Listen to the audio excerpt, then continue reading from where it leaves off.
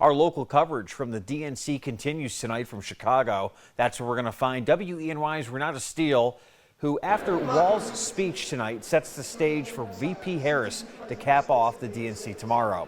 Renata?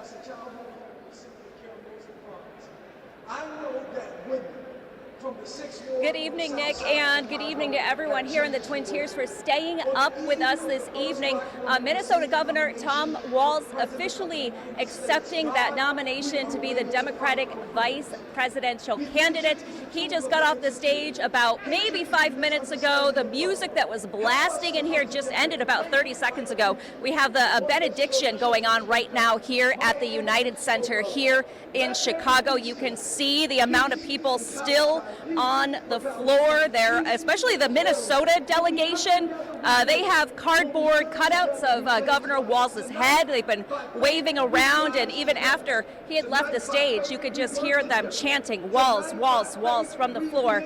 But let's talk about his speech for just a minute. He really didn't speak for too terribly long, but it was a very charismatic speech. He talked about the Democrats fighting to protect the reproductive choices of women and their families. He's talked about protecting children.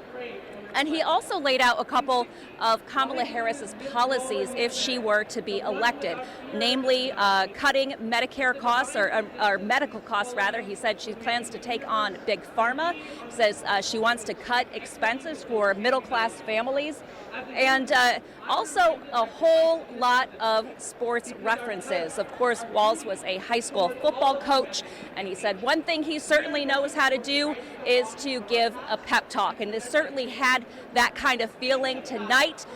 One thing he did reference also is Project 2025 as a potential threat to democracy, and he said one thing he said is you don't make a playbook if you don't plan to use it.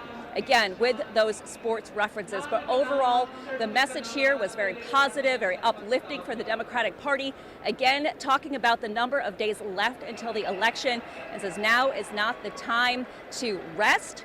In the words we heard a couple times from him over the past couple of weeks, he says you can rest when you're dead. Our coverage from the Democratic National Convention here in Chicago will continue tomorrow, the final night where Kamala Harris will officially speak to the Democratic Party and America after accepting her party's nomination. We'll see you tomorrow, but for now, reporting live from Chicago, Renata Stiehl, WENY News. Nick, back to you.